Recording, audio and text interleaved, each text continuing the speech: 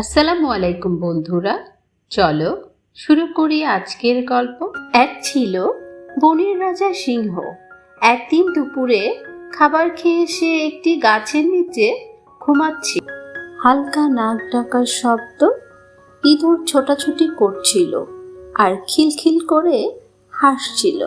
ইঁদুর খেলতে খেলতে সিংহের গায়ের উপর দিয়ে দৌড়ে গেল। সিংহ রেগে গিয়ে বলল, কে আমার ঘুম ভাঙালো? এক্ষুনি তোমাকে ধরে খেয়ে ফেলবো।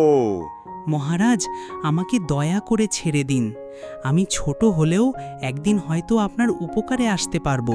সিংহ হো হো করে হেসে উঠল।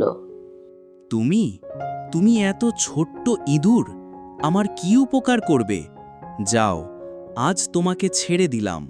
কয়েকদিন পরের কথা, এক শিকারী বনের মধ্যে ভাত পেতে রাখল।